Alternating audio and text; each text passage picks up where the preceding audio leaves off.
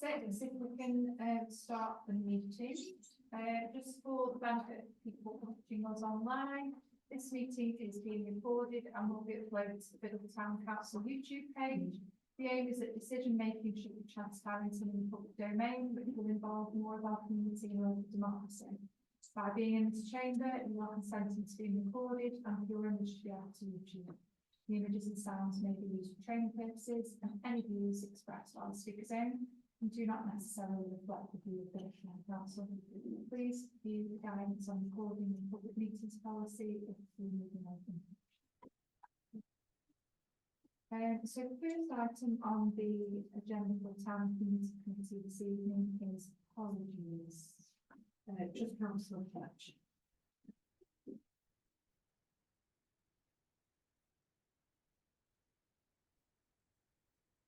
The next item on the agenda is declarations of interest. Does anyone have any disposable pecuniary interest in dispensations or any other interest regarding any items on the agenda this evening?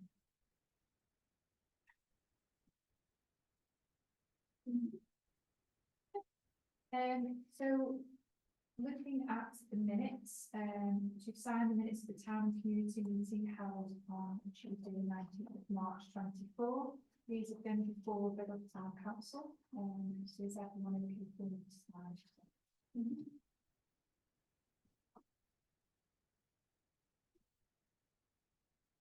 No.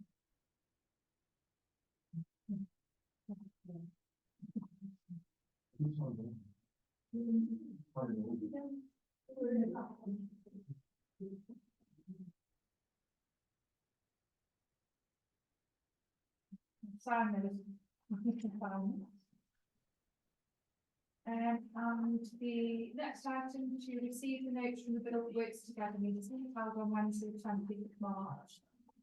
Has everyone had a chance to have a look through those, or would you like to go through the items on the meeting?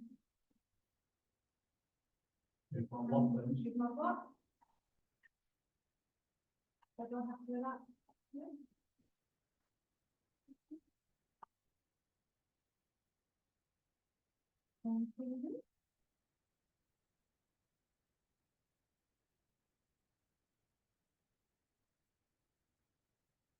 So item number 80, to confirm ongoing discussions in relation to CCTV provision.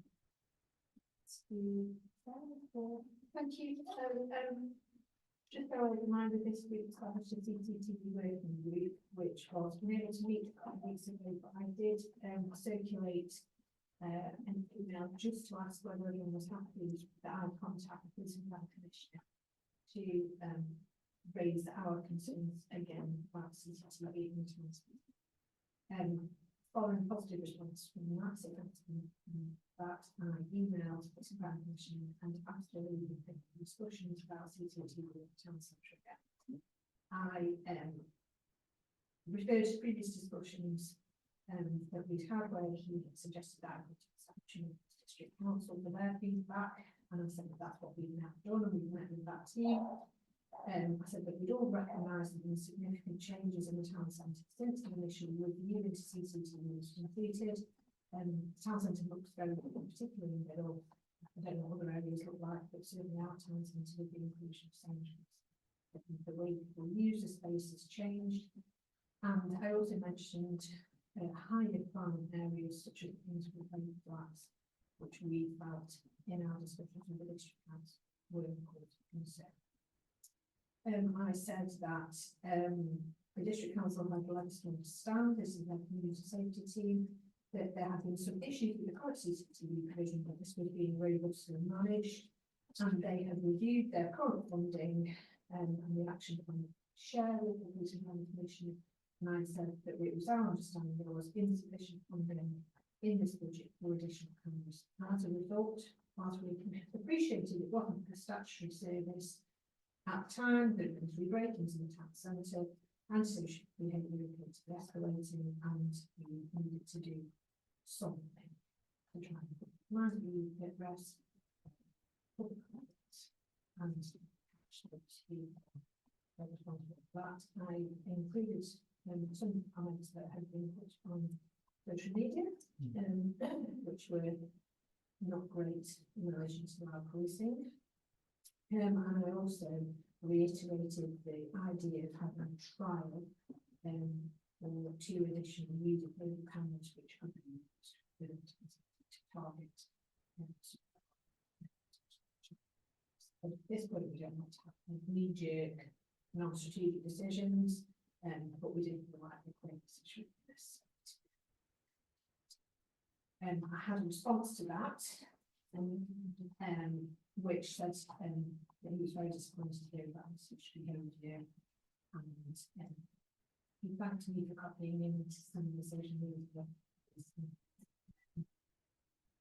Although he was aware of this, he goes on to talk about the changes made to policing in the area, and then says he doesn't believe that Staffordshire Mormons have fully allocated funding for that. So there is scope within that budget, so I emailed Staffordshire Mormons again and said, with that response, make the road that critical commission has identified funding within your budget for the use of the CCTV. So that's where we are.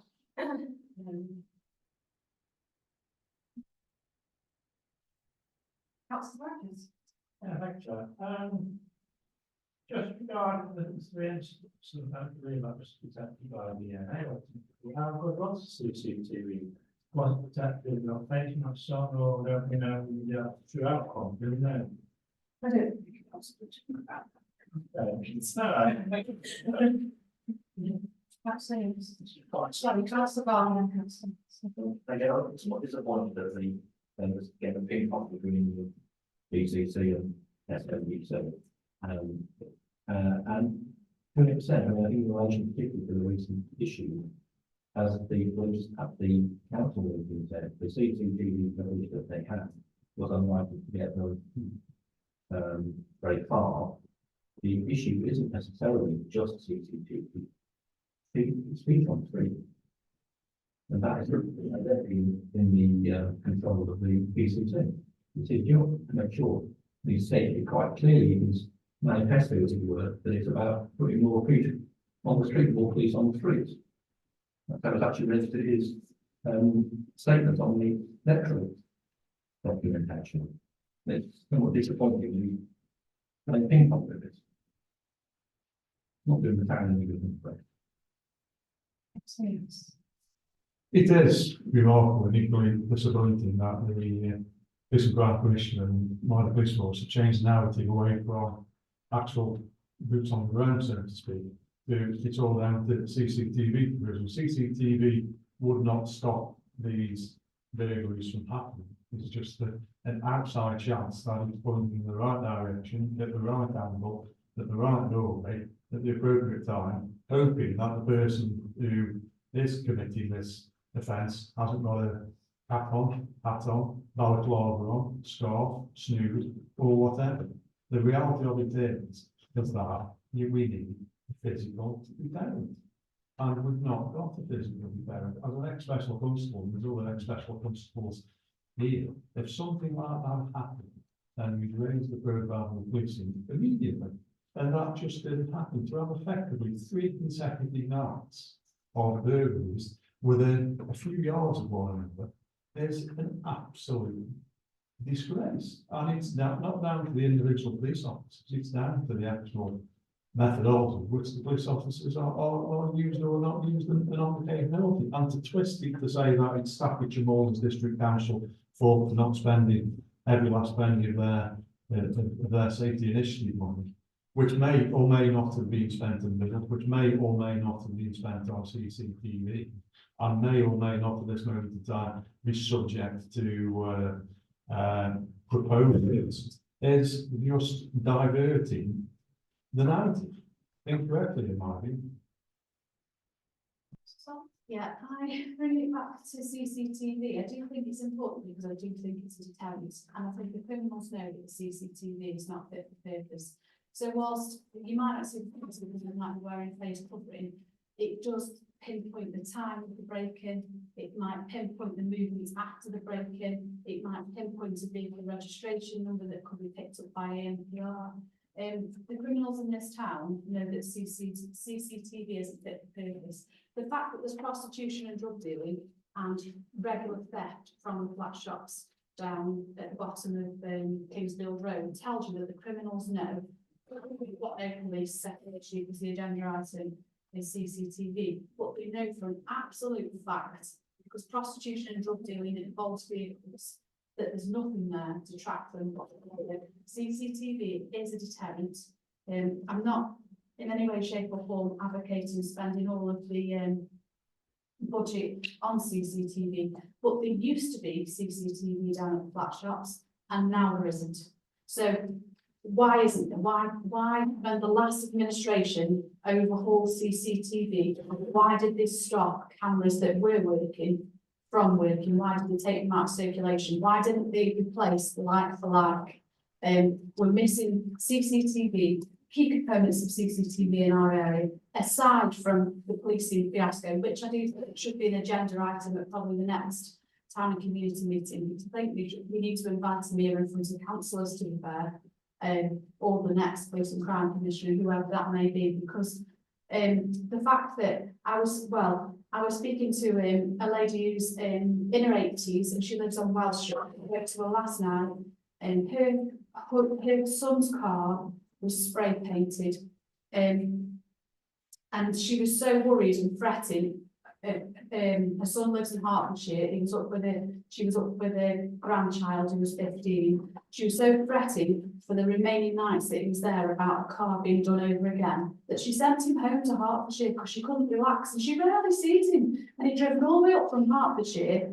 He'd had his car done over, and she said, "Go home because I won't sleep tonight because I'll be constantly looking out the window and looking at your car." There's a problem, a massive problem with the policing. She couldn't get through. I think she came to the town hall to report it actually and spoke to the ladies at the desk who sent it to the PCSO and all sorts of things. But that crime was over. What, it took 2.5 hours to get through to 101 to report it. You know, there was a lad throwing eggs at a window. You can't ring 999 for that. You have to ring 101, and then 2.5 hours go by. They're long gone. So 101 is an issue. It's an absolute joke. They might say statistics are down and therefore it doesn't justify the resource, but the statistics are down because people literally cannot report a crime. That is the problem. And I think the wider issue of policing is something to be discussed in a separate meeting.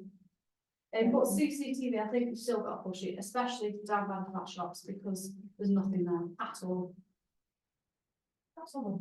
I've got two aspects to mention. One is in the form of a question, and the other is a concern. The concern is a quick one to express.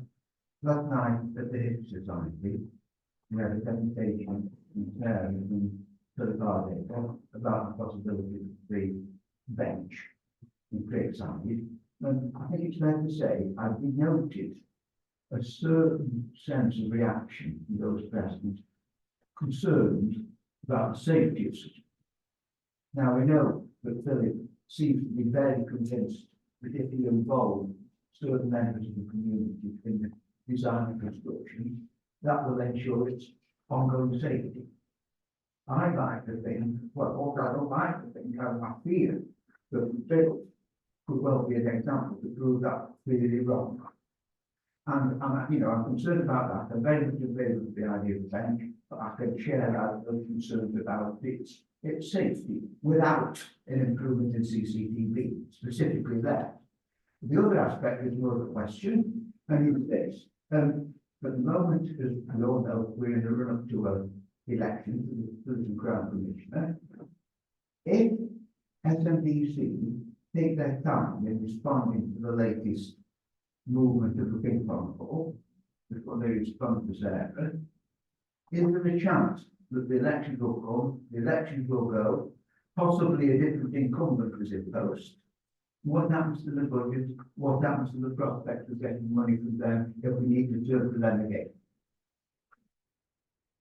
I think Councillor Walton, the Police and Crime Commissioner, was inferring that he had no budget, but to ask the staff to know district for some of their money.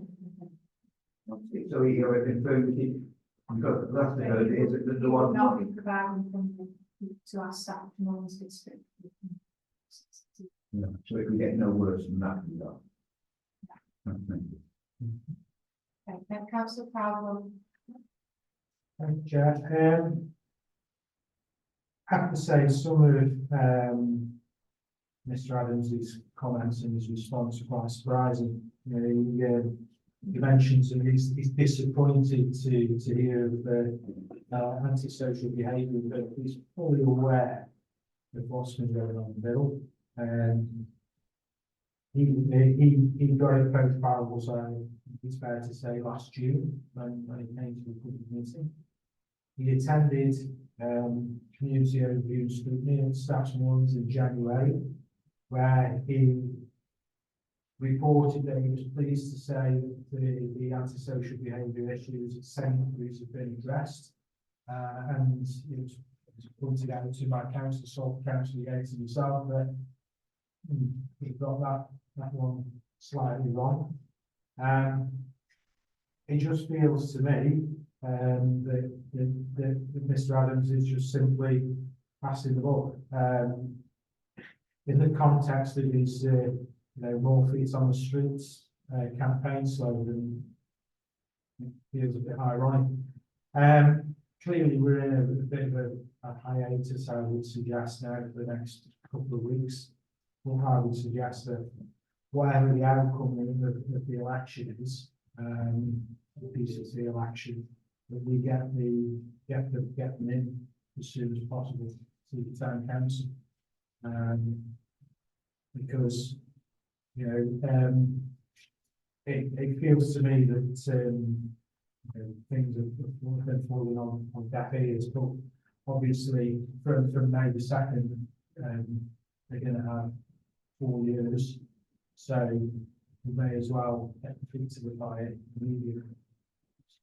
I support any suggestion of getting the PCC in. Councillor Jackson. Yeah, could I just ask the letter from Ben Adams saying SMDC have got money in their budget been sent to SMDC? Yeah, and I've copied there to the poison as well. Yeah, and we haven't had any responses back from Not that. yet. Okay, because I mean, that'd be one way of squashing where the ping pong actually is, isn't it? It's either there or it isn't, or whatever. I concur what Jill said about that. We've been hanging on that for a long time. It was the last administration had it taken out, despite my arguing that it should never have been taken up. We also took the one out on at the top of St John's Road by the school, which I wasn't all that bothered about, although there was a guy run over there who died sadly quite a few years ago. I brought that up as well. But the Braddock table was definitely a stupid idea. It should never have happened. And it hasn't taken that long for the drug dealers and the prostitution that's going on down there, and the thefts from high street, because there's no CCTV there. There's the infrastructure. Because even your housing had CCTV that their owner tried to get that reinstated. That fell on deputies as well. So yeah, I think we're going to have to hang fire till after the election. See whether it's the same incumbent or a new incumbent that's in there, and whichever way it is, I think we do need to get them down. And I think, and I'm not sure about this, I didn't go to that meeting last night, so I'm sorry, but I'm under the impression that this council's position on that particular seat is we do nothing until we get proper CCTV down there. Has that changed? Yeah, no, we've approved it. And we paid him. Yeah, okay, right. It's already started to work on it. Yeah, that was said at this town council, that until we get proper CCTV or certainly improved surveillance down there, that we don't spend any sort of money on there. Now, if that's happened, that's fair enough. I'm not too concerned about it, but I think it is an area that we should be having something down there, because and it's not going to stop any vandal. The CCTV is not going to stop it. but it may just act as a deterrent for some, as long as you know it's there. And We did have a report, that we looked at CCTV positions in one of the places that was our ambition was to get CCTV to cover that area, not just because of the art installation, but because of the fountains outdoors and the general area that we're going to improve. Just to wrap up that agenda item for me, has anyone got anything new to add that we have seen on plans? Two things. Do we know how much a CCTV system will cost?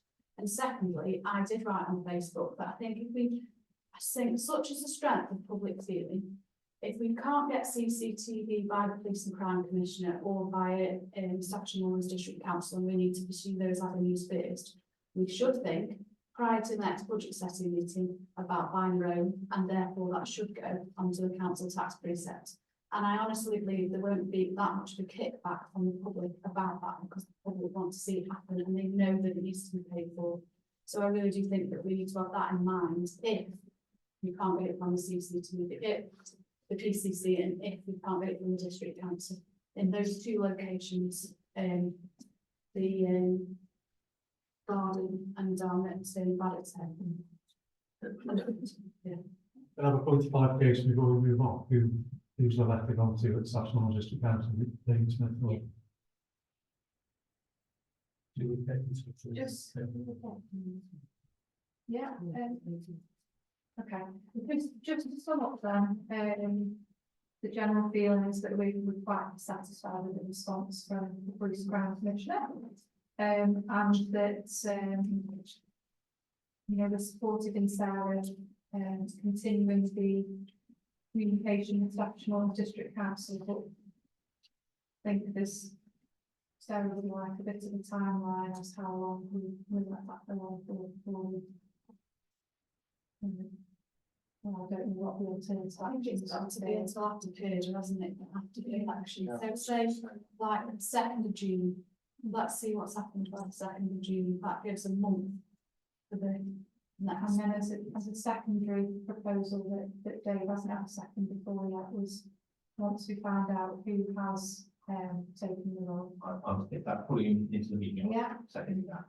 Was we invited to do what to invite to town and communities or full council?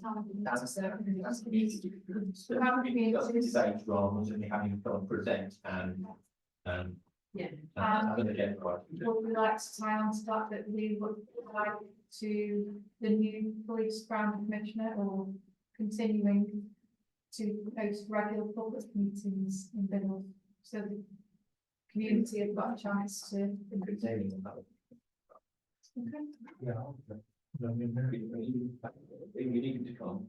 Yeah. Talk to us and explain to us either if it's a new person, what his plans are, and if it's an existing person, why he hasn't done anything else to do. Well, now, when I want candidate, It's three. There's that community, more. Yeah, so proposed and seconded. We have a vote on,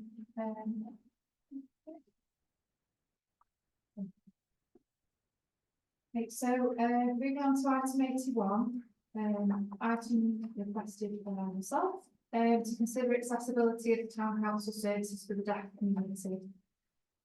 There is a link there as an example of possible provision. Something that occurred to me in my own, the realms of my own working life, recently, was how accessible, any services to someone who uses British Sign Language to communicate and is unable to communicate verbally. And it just got me thinking of how accessible our town council services are to someone who is deaf without speech who relies on ESL's communication. So it was just really a thinking point of whether something similar, this is the provision that I use at work, but whether something similar might be beneficial in order to have that option of communication and be able to meet the needs of people at the point of contact. There's a little video.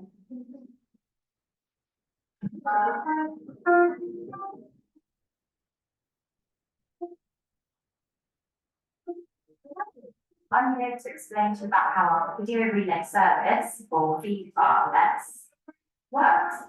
So, a deaf person and a hearing person in different locations are able to communicate via telephone. So let's show you how it works. There's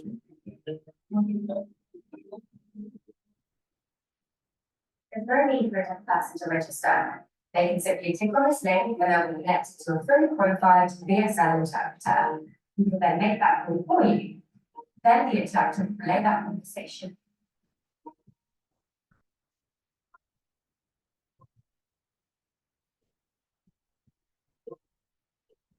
I think this is an interactive call through sign video. Yeah, that's okay, not gonna happen. Hi, I'm just calling for a bit more information, please. But that's how it works. The beauty of it is we don't need to give you any specialist equipment or no additional training or skills are needed. We just provide you with a hyperlink you can place onto your website and your organisation will be added to our sign video directory. Deaf people can download the app for free. It's really that simple for you to become accessible and inclusive for the deaf itself.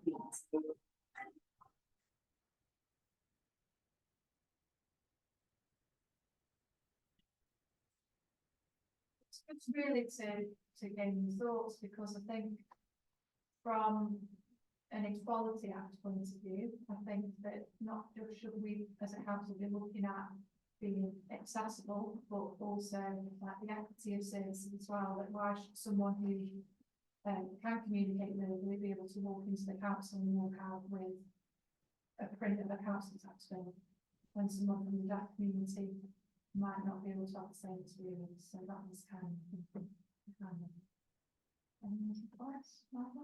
Is it a subscription service, or is it a pay-as-you-go service? There is a cost. There's different services, but that one is the one that I use at work, and there is a cost associated which comes with an allocated number of minutes. So there's different levels. So if you manage to use all those minutes up, you can go up to the next bracket, but there is different price points. Those are what are the price points? And the price of that. I'm just sort of thinking if it's a pay-as-you-go, then it's an absolute no-brainer. Obviously, if it's price points, then it needs to go through the. There's various different providers, so it'll probably be a case of getting quotes from different providers. I think it's a community development I deal with. That can deal with this debate, like everything, so I know. What sort of football do we know? We get through the front door of the town hall, and the idea of that. We might only get a couple of people a year, but I don't know whether that's because it's not perceived as an accessible service. It's a bit. I know this all about participating, that, Yeah. it's a bit frustrating that we have to deal with it ourselves. Thank you. I think we should effectively propose that the chief officer investigators and bring back the costings to the next community meeting, we can discuss it. Give the costings known to us in order to see the path forward. It's a no-brainer. We should be doing this.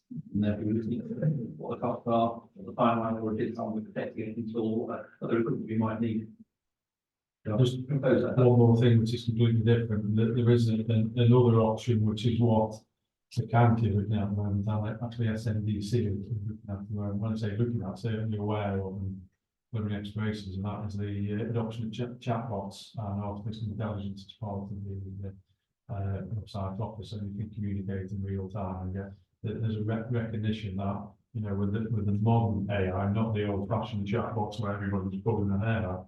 80% of your queries could be done by dealing with a chatbot, and then the real person comes on, and then that's through text communication, which is again is pretty much inclusive and multilingual. So That's great if you're using IT equipment, but that doesn't negate the fact that someone can walk in off the street and see the same. I was inferring on the computer use one here. So that's. Councillor Jackson.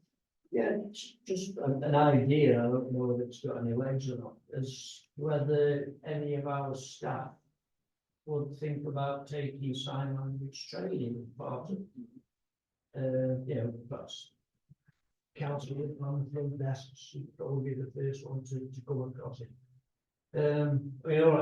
Obviously that would have been years ago the only option, but now things have changed and you have got all this sort of IT sort of stuff. But school children, don't they do a little bit with sign language at school and that was part of the curriculum? Generally maths are just very expensive. Yeah.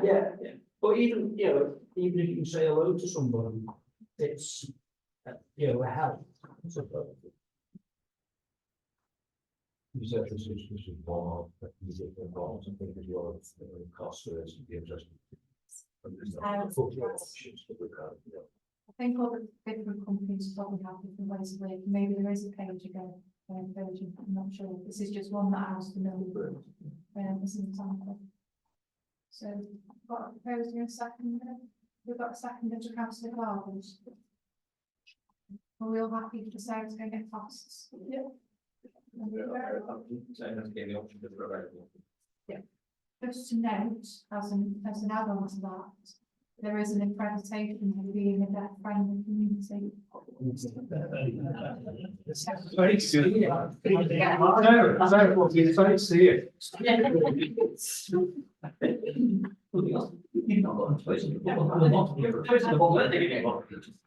Point of information, you can fill the sound of the D's. So, item grade 2, to conclude a process for allocating named bricks for the minor memorial on the town hall frontage, and just passing round now an application for sponsored bricks. So, do you want to talk to us? Yes, please. Oh, yeah, that's fine. So, we're getting closer to being able to start this process. I've had confirmation with that from the district council that they're happy for us to proceed. I've also had confirmation that the London team are dealing with our service level agreement for our shared prosperity fund. And I understand that should be received, so we know exactly what the booking requirements are within, which is quite crucial for us to go out to some of the frontage. But I think we probably need quite a decent time span for getting the named bricks. We don't want to miss anyone. We want it to be out in the public domain for quite some time, rather than it being a 2-week window or something like that. So it's something that needs some time. So we put together, just put together,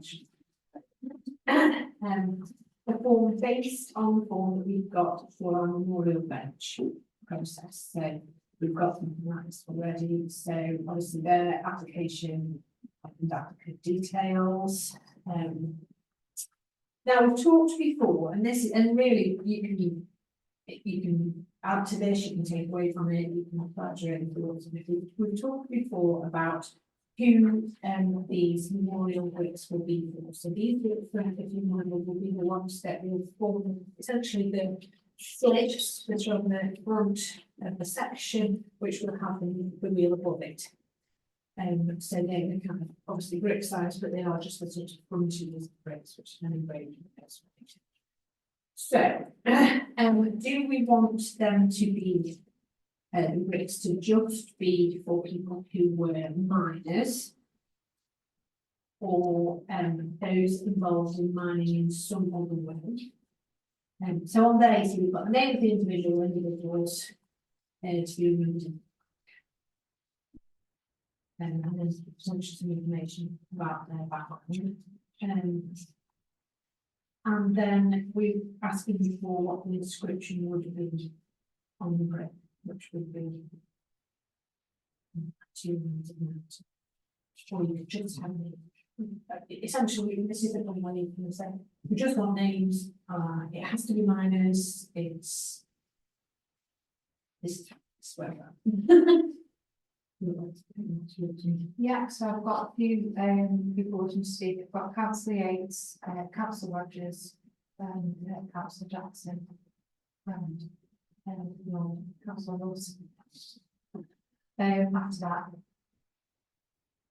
A few things. To me, there's no reason to not go ahead. You don't need the bricks before you go ahead and do the removal. make effectively a blank face, which the bricks can be applied to, because you just slips off and said as well, you know, it's not as if we're waiting for the bricks before we can actually do anything with the mining memorial, but obviously what we have to do is to make sure that the finish on the brick still looks presentable and kept, whether there's a sort of rendering base which could be put on within the area to allow the slips.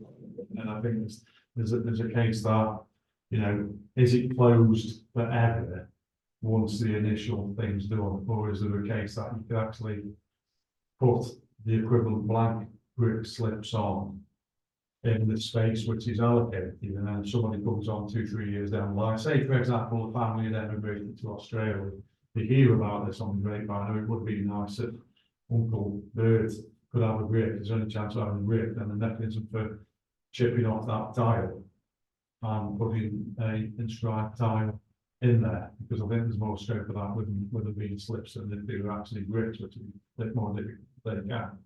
The other thing is, I think you've got to be absolutely clear about how many characters, both on the top, you know, the inscription on the brick, 2 lines, names and dates or whatever is critical there.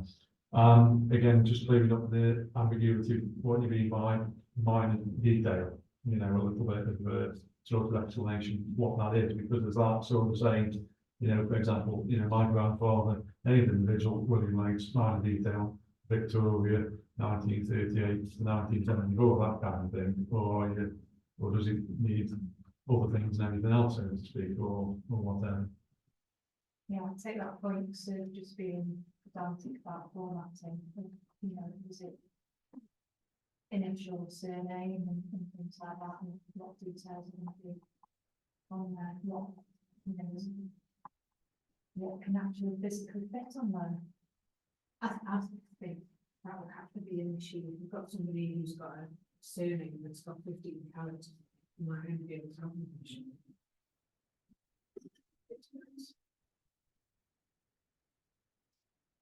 Thank you, Chair.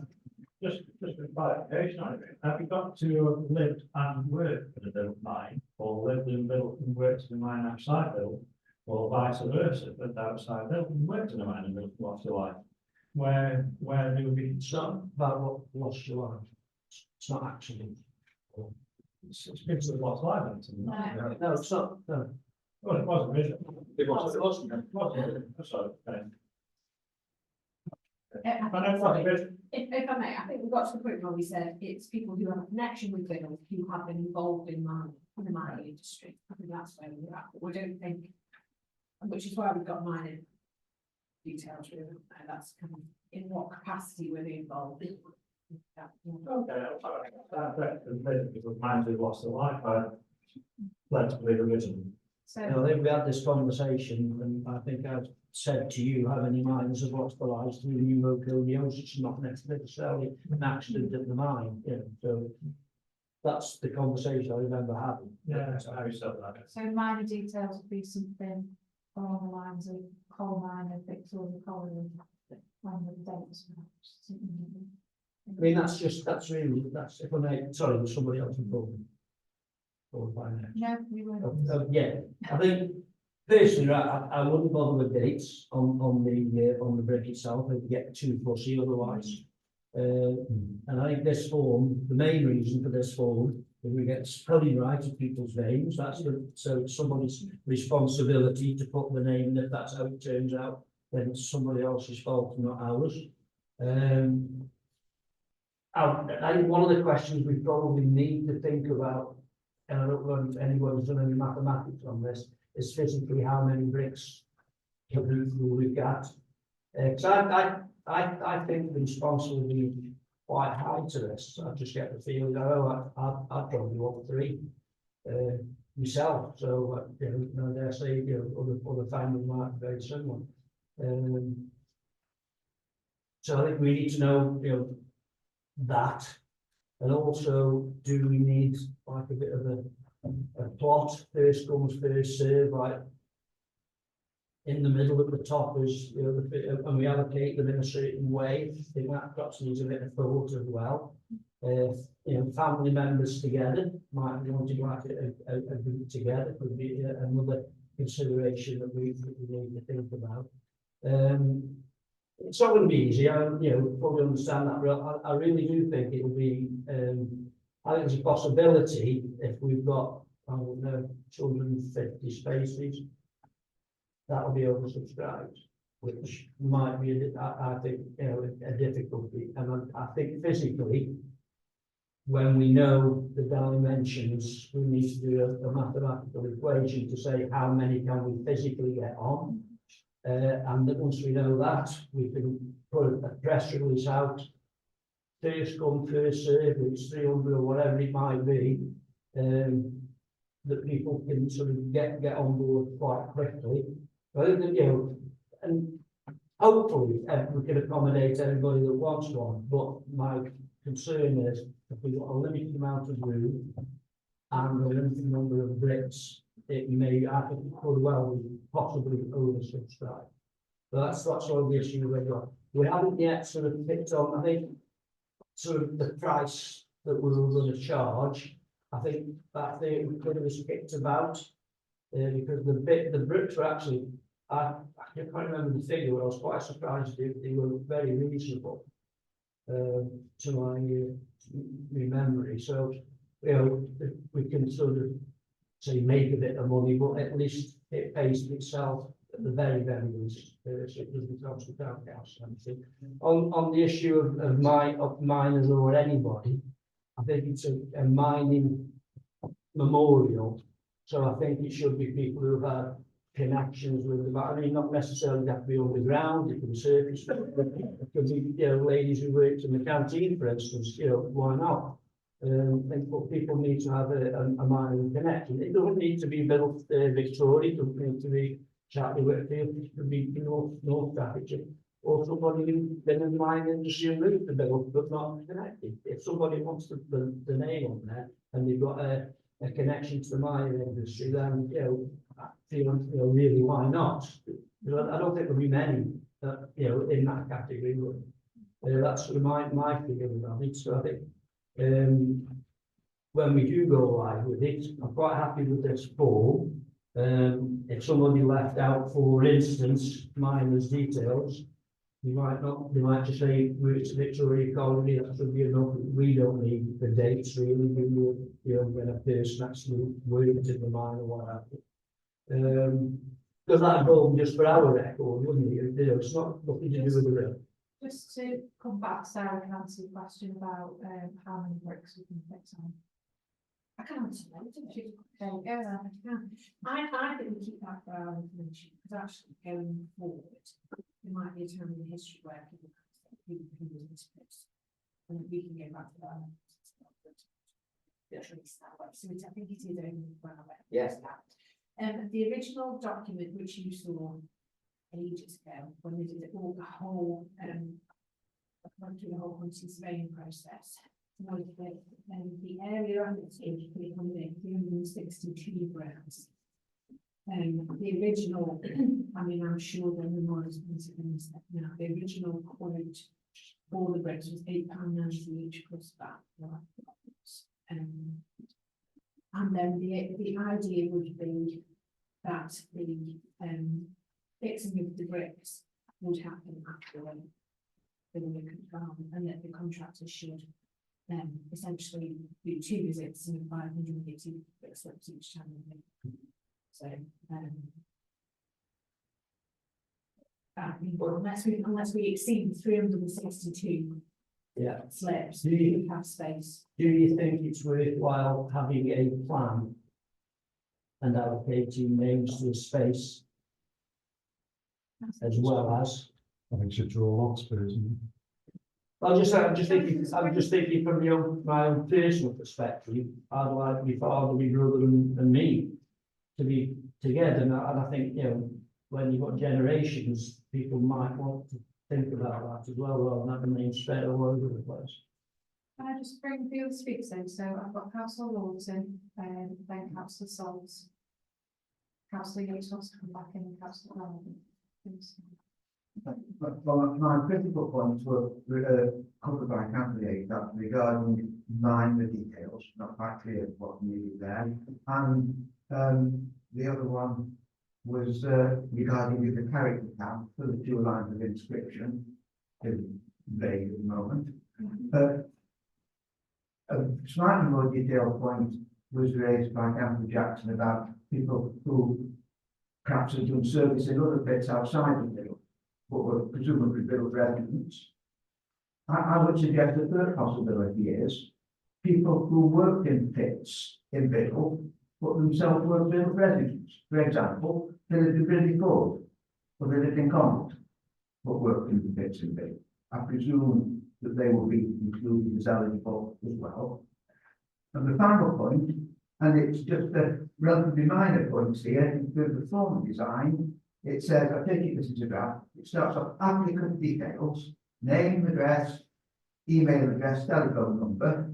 I feel that's the end of the applicant details, frankly. The next bit regards the inscription. The name of the individual, the minor details, and arguably the inscription, the 2 lines, will be a third part of that. And the third final little point is, it says, please notify us of any change of name and address so we can contact you. That ought to be after the address or somewhere else rather than where it is on the book. But I say, those are that points I think of mine.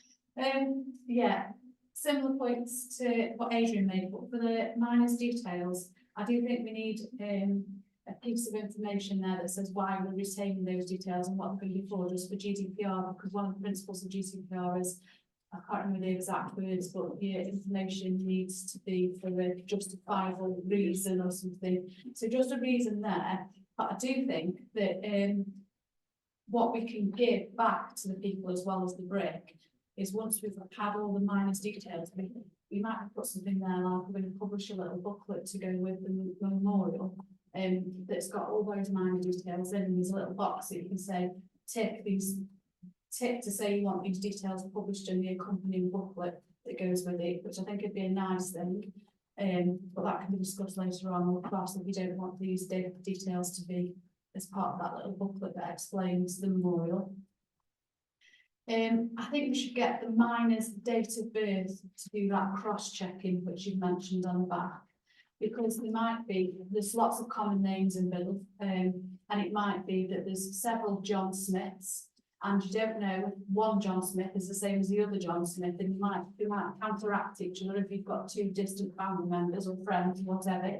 So a date of birth would help with that cross-checking, so I do think we should get the cross-checking using a date of birth, and that's why we're asking for that information. Yeah, the name of the individual to remember on the plaque, I think needs to be rephrased with inscription on the plaque or something. I don't think we need like 2. I think we just need inscription on the plaque, and I agree that it should just be a name. I don't think we need years or dates, because that can go into the booklet that accompanies the memorial. And they might not be accurate anyway, because people might remember in like distance and time when people have passed away, so the dates might not be accurate anyway. And I don't think remembering the colliery's name on the particular plaque is relevant if you've got that accompanying booklet either. So I just think it just needs to be a person's name. Another thing I was going to say is payments made by backs. I think it should please add reference, just to make sure that people so you can trace that payment and put 2 and 2 together. So it's going to come through backs, it's going to turn up, and you need to be able to put 2 and 2 together. I think there needs to be a closing date of the scheme. I think that's really important, especially if we're going to do it in these 180 lots. I think we do need to have a closing date. And then if there is, you know, in 10 years' time, someone comes back and says that they want to retrospectively add their relative, I think that's a difficult conversation. I'll tell you why, you might disagree with me, but those plaques will weather. And if you chip one off and put a new plaque on, it's going to start to look a little bit untidy. I mean, I don't think, aesthetically, I don't think it would bother me that much, but I don't know if you start to get a few, I don't know whether it would start to look a bit, I'm not sure. Yeah, one bite of the cherry.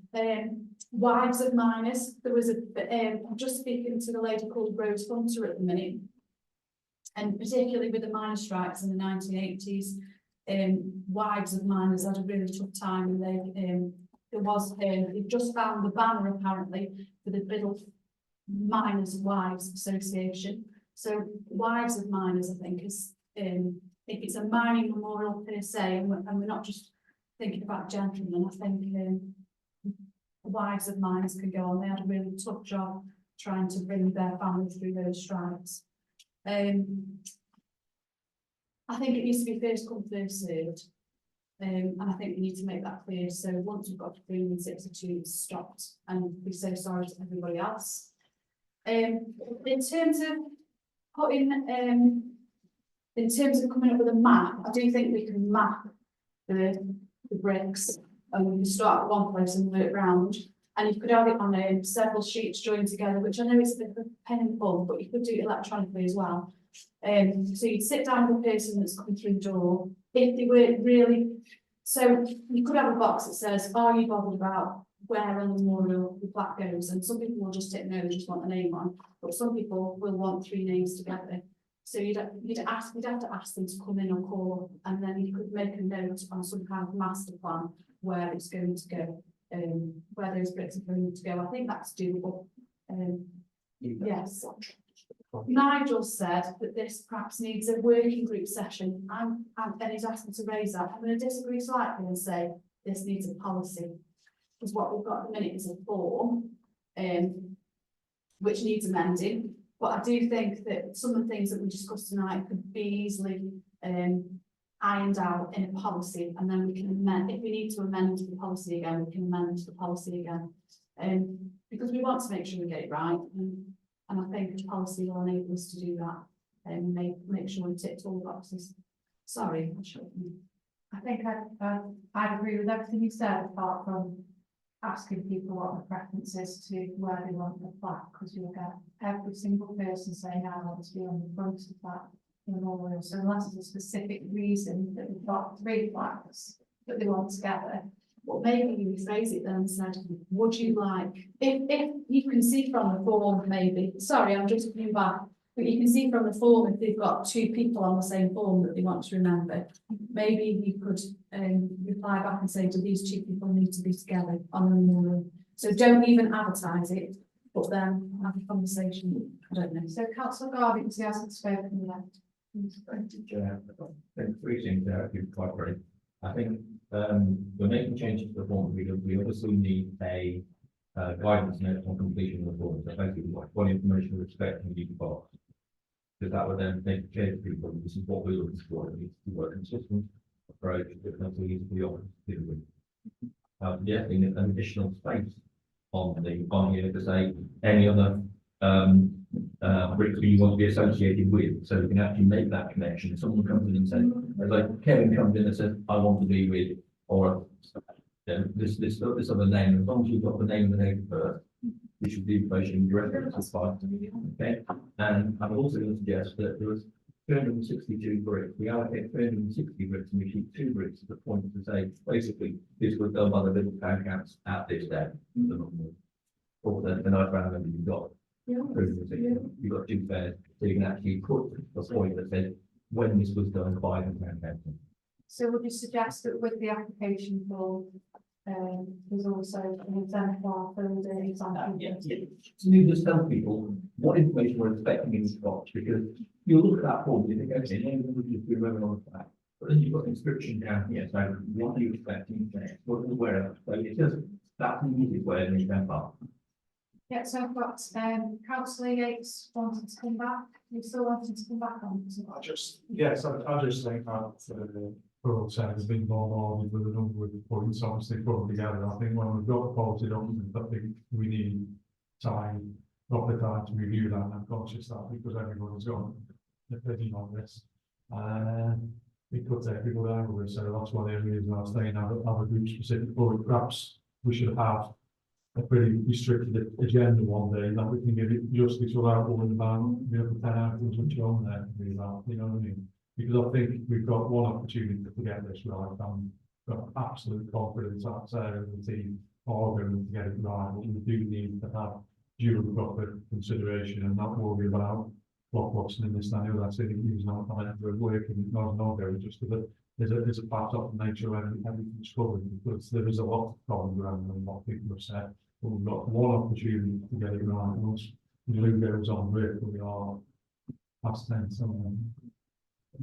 I've got council Robinson, everything's involving council Robinson. Just briefly, that's actually really absolutely nice, because I think it's possibly to wider relationship to mining and town, because if we're not careful, if we did that Cowlishore walk, there's one have the mines.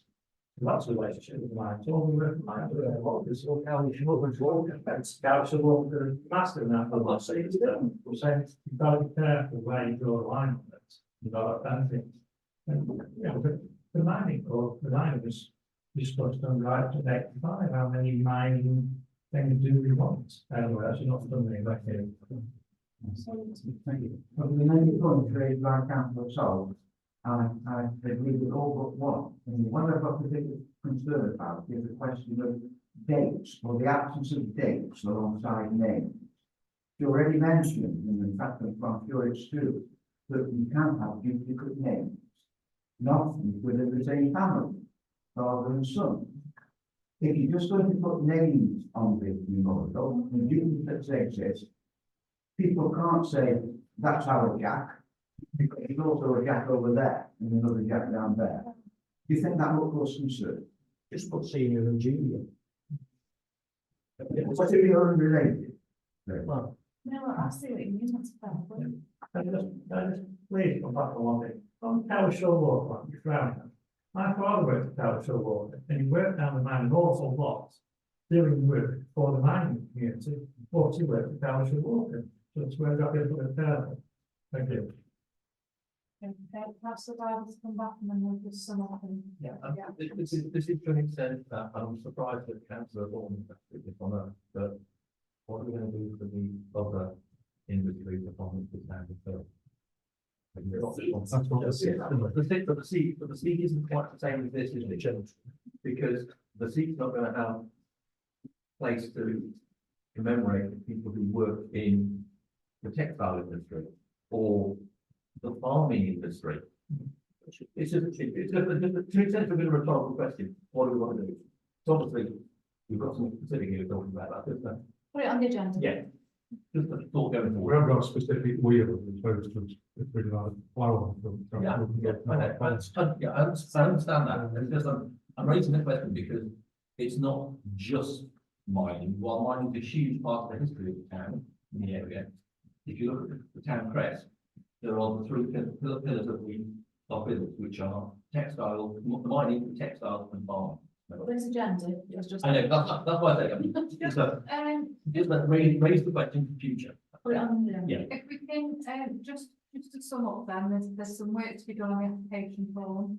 And there was several people who suggested that maybe a small working group might be appropriate in relation to this. But I would suggest that maybe we have lots of heritage projects going on that are heritage working group might be appropriate.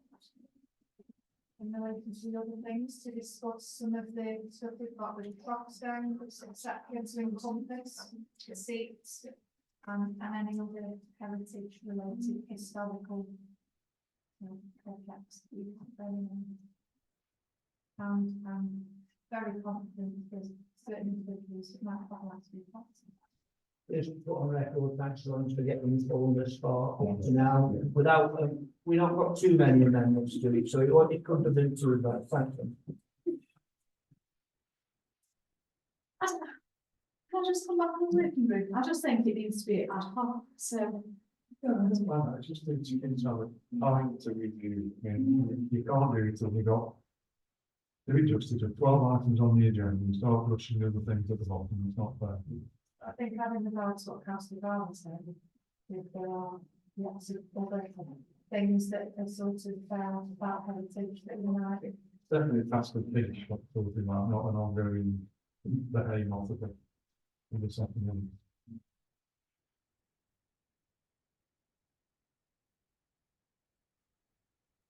We're happy to take on board those notes. You want a task and data working group to look at this specific project? I would suggest that the suggestion by council so was to create a policy, and obviously the office has been making progress notes, and by all means create that policy, and just let's have a task and finish group to review and just potentially amend where it's even necessary that policy, and then it's finished and done, and then it's presented as scribbled on. But let the work be done. I think there's enough steaming being done to, I think we're very, very close to being there anyways. Which is like to just Second.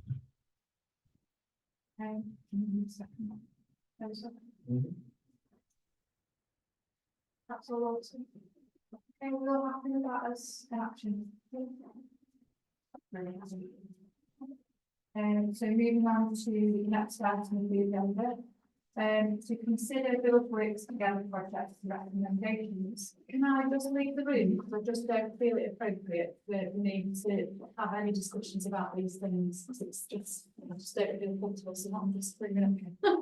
So you can do it just as well.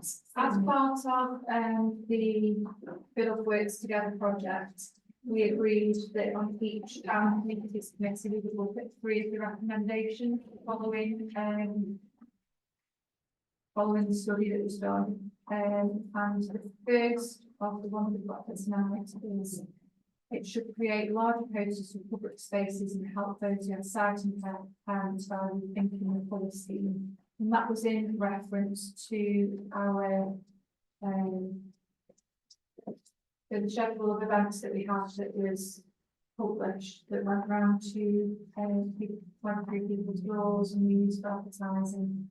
To look at larger posters in the public domain, and also those with sight impairments. I know Councillor Lawson also raised a point about the colourways not being appropriate for those that struggle to differentiate between some colours. So it's just what the thoughts were on that, and if we're happy to look at alternatives in relation to that recommendation. Got all three. Dr. Alfred? Everybody happy? And recommendation 8, it should encourage a pledge scheme where participants of groups are encouraged in some way to bring a friend to sessions.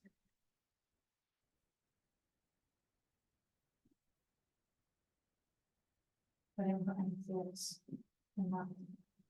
why not? The first one. As we're in. Okay. And number 9, Federal Town Council works with volunteer groups to alleviate pressure points. For example, outsourcing catering for free, to free of volunteer time. I think as a recommendation, that's something we've already been implementing, isn't it already? So I think as such, we're already well on the way with that one. So we're all happy with that one? Yeah, okay. So all 3 recommendations from there, we're happy to go ahead. Someone close to the door, to get to the door. Right,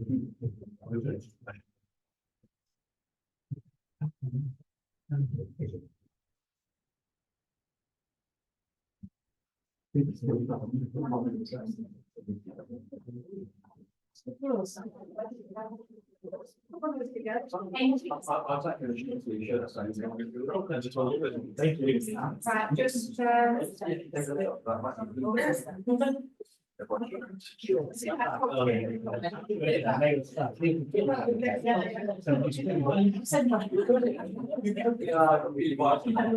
just to continue with the agenda, so we'll like to item number 84, to receive feedback in relation to the environment and climate change and consultation. Going to pass to Sarah. Thank you. There's just, well, really it's just to give some feedback that we had a meeting which wasn't targeted, but the conversation was very interesting. And we have boards downstairs, so we started sitting into running this recently. And we've got some really interesting priorities then. We're very supportive in desire to put together an action plan, what should we visit our existing action plan with regards to the environment. So we had quite a small number of interactions via survey, and we got pretty much everybody took the opportunity to write absolutely reams of information about things that we should introduce. So we haven't organised the environment the kind of change we can do yet, but we do need to do that, or we can bring their responses directly back to us. But that's my task for the next few weeks. Doing it as you will.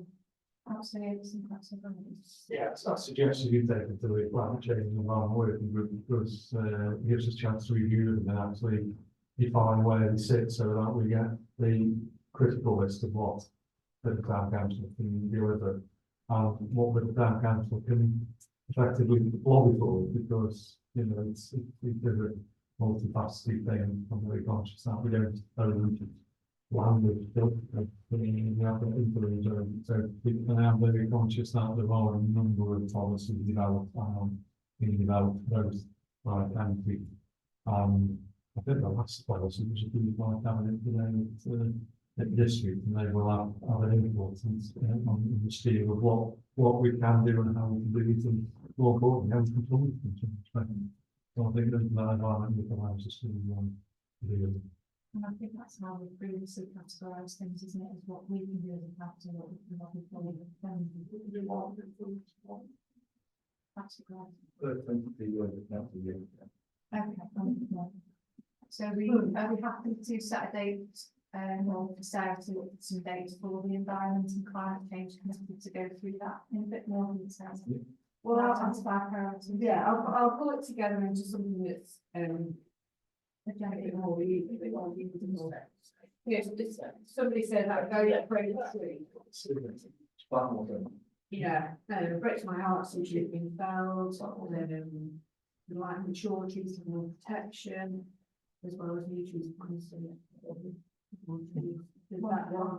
There's things we want to deal with the way the recycling centre deals with people who are interested in bird feeding. Just there's lots and lots there, which is really helpful. But I'll try and put it together into something. Is everybody happy with that as a format that it goes into the kind of action plan to sit underneath this committee? Yeah, I think that previously how we'd be happy to carry on with that. What was the evidence that distributed to I'm just checking on the structure really. Yeah. It reports to this committee, but it continues as a way. God. just for the information, really, the Saxon District Council declared a nature emergency today. So that's the final sort of pillar to have the actions which we need. So we've got the climate emergency declared, we've got the plan for nature, we've got the green infrastructure strategy, and we've got the declaration on the nature emergency. And more extends to the environment and climate change. Item number 85, to approve a press release in relation to the St John's Road plantings. Sure, the content of this. Now, this is another one where we need to. I'm totally worried, Sarah, on it. I'm gonna read it to you, but as it goes round, and then you can tell me. I'm gonna read it out loud, like it's a story time. Is that right?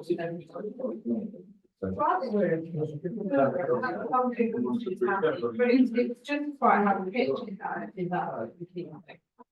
So the Brooklyn Council is delighted to confirm that the minor plantings will be reinstated at St John's Road roundabout in summer 2024. These were removed in 2022 due to decay and limited on-site repair options.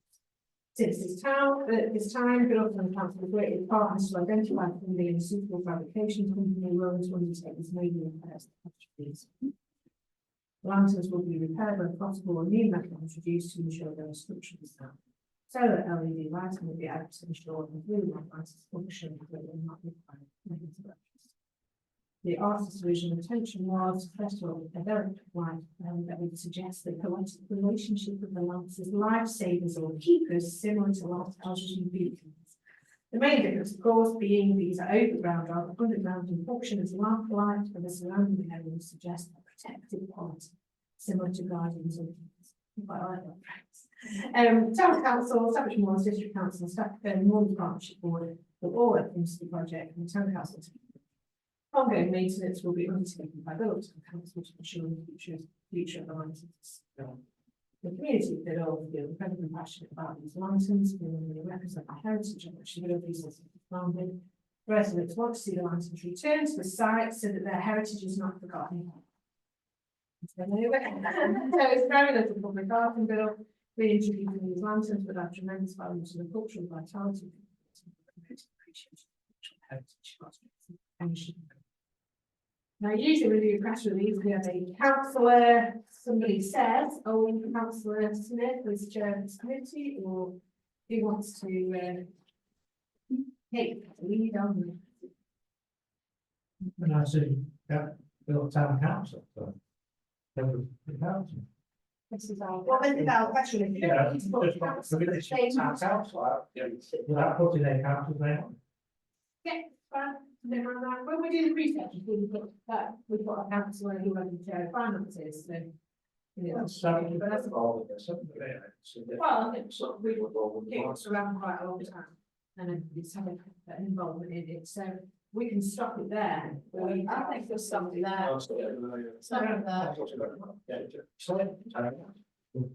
Okay, so in terms of the dates of this, I'm supposed to have a fabrications company today. They will hopefully start to work on these end of April, start to May, but they're going to with what's left and what their proposals are, they're going to send a picture of what they envisage them look like, just so that we're absolutely sure, because they won't look exactly the same as the ones that came out. It's quite that's not something. So they won't start to work on it until we've absolutely approved the final design. I've spoken to them about the installation of solar lights. So I've said that our electrician will put together the communication of that, and then essentially they will put together. Now, solar the scheme is a bit of an unknown to us,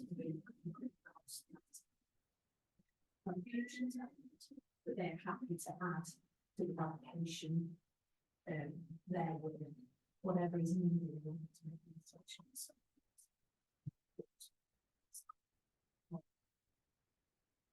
So I've got Councillor Yates, Councillor Burgess, and Councillor Sullivan to speak on. Yes, I would accept these blue lit lamps, not so much as a blue, but no, it's in mind because we've got, are we going to take the advantage of actually colouring up like the miner's lamp colour, sort of this with metal, bronze, that kind of thing. I don't think we need returning back as bright electric blue painting on the outside. It doesn't actually reflect what the miner's lamps were. We did talk about this before, but I just wanted to. He sounded in clear. He did say whatever colour you want, what kind of colour you want, because effectively stainless, I prefer it. You know, if anything, say stainless, because everyone seems painted, but you can spray up whatever colour it is, and I think personally, I'd like to spray up mine is lamp colour. Why do they have to be sprayed? They're not going to be bad, but not bad. It's the same as thinking. Can I suggest that anything to do with the design, we're just approving a press Oh, release yeah. to say that we've actioned it and that it's the work's ongoing and they will be reinstated. Keep it to that or it's all night. Yeah, Sarah. Just got a couple of speakers. Until we've improved the final design, so that's. We've got Yeah, Councillor yeah. Rogers and Councillor Salt. Yeah, it's sort of what I was saying, what I was going to say, we need to have a level, subcommittee, which is subcommittee form, to approve the design and colour of these lights, that's all I was going to say. The design, when it comes back, will come back to this committee as an agenda item that we'll be able to discuss. having a call, that's something, yeah. Yeah, Yeah. well, Yeah. the design, including the colour and whatever. Perhaps it's all. Can I just put on record that, I want to thank from the bottom of my heart, genuinely, everybody that's involved in this, because this has been the bane of my life for the last 4, 5, getting on for 6 years. So this all kicked off, I think, well, 6 years ago, and now that's when it was first mentioned to SMDC that they were in a state and needed to be sorted out, and I mentioned it at SMDC, and now we're finally at a point where they're going to go back. So I'm just delighted. So thank you for everybody for putting the effort in. Saturday district councils, including Nigel Gates, Sarah Hayden for tenacity, Wayne for speaking to his mate to get them stored initially, Jodie for finding the fabricating company when no one really wanted to touch them with a 10-foot large pole, and everybody else that's gotten to this stage. Thank you very much. Thank you. Before we reinstated and basically said, here we go then, that now about and sorting out this disgrace. In what way? Grass and any little search of awareness. Through school just last year, that round of that. Today. Okay. So that we are talking about. Is everyone happy to approve press release out around? Yeah. Yeah, okay. Do you have a date when you want that to go out? Tomorrow. Last week. I mean, the process has been approved by town council, so I don't feel like it needs to go back. I will leave it in time. We're too late for the phone calls, we can. Oh, yes. Tuesday. Well, I don't know. Thursday. Okay. Yeah, it's around 5 o'clock, increased. How much you've got in it. Shall we get it out tomorrow then? Yeah. Happy with that? Yeah, with a picture of what they were before, so to speak, so we can compare a picture. No, because when you Oh. come back, so you know like the one you had before. Send the black and white At least picture. people might forget what you look like. I think we might just be, yeah, just thinking that we can drip feed more information as well. So moving on to the next item of the agenda, please. To receive an update in relation to the station road bench and current parking area. Just a couple of points on this. So we are moving ahead with the design for the station road bench. The young people from Kingsfield have already done that. And I went on Friday to work with them. And honestly, I was expecting very basic artwork, but they're so beautiful. So the Kingsfield children have been tasked with doing things that are important to them about Bill now. Because obviously they don't have an understanding of my for student loans and that kind of thing. So they've got all sorts of things that are important to them. One little girl, and you haven't got it there, has done her plan is Kingsfield First School. You've never seen the detail in it, it's phenomenal. And then they all get the names on them, so they're being fired today. And they'll go, it's quite a long process, this, and they'll go back to the school and have current, and they go back again to be fired and violence again. So it's quite a long process. So we met with the we met with the Historical Society last night to give them some information about what will be required. The historical group will be doing images of you know, they're the ones who are adding the heritage, so they can farm and maybe some house. And then you'll be required to do one as well. 22. I'm going to do a preemptive law sign after the data, see what it's down on section down there. Boris Johnson. That's the one thing you and Boris Johnson. So we're on the road is basically where we're up to with that. So we need to get some quotes for to have the essentially the groundwork done. So we need to dig out the soil that's currently in the circle. I've had an email from the district council and I've said, are we okay under the current licence there to do this piece of work? And it basically just says crack on. So I'm taking that as formal permission. which is all good. And beyond that, I would like very much to add to a future agenda the parking area, which is ours. And I think we need to revisit that and consider doing that too. Do you want to add that to the next agenda? If everyone's happy to discuss in a bit more detail. Can I just ask if that's all right?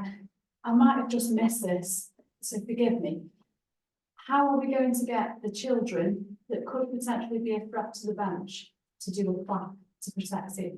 So the children that hang around the Sainsbury's, you might have missed this. Have we got a plan for that? Did you mention that? Sorry. We've got a little plans actually. Hopefully when the weather improves, we'll be in the kids room gazebo. Dan, Yeah, yeah, great. and a friend of mine works in schools with students and lessons, and she is absolutely without engaged with vision people as well. She's going to do that in Montreal. Also, but I will achieve that through. Can you let us know when that happens? Yeah, absolutely. Yeah, absolutely. So that's going to take a little bit more planning, I think, just because of the amount of work in the stages. So you've kind of got to do your design, then you've got to make your design. Along the way, we haven't had any contact back from the high school yet, so it might be that I'm not able to engage with those young people that came on in school. And I'm sure Andy's all over this, but the homeschool community as well. I think there's quite a lot of children in school that might want to be involved.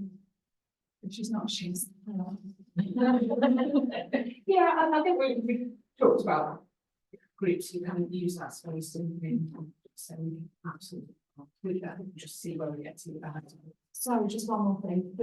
Those Valley Green Brownies are 40 years old. We've just planted a tree on them. They have always used the Methodist Church, which is directly opposite. So maybe then, and the youth orchestra, that's not the youth orchestra anymore. And I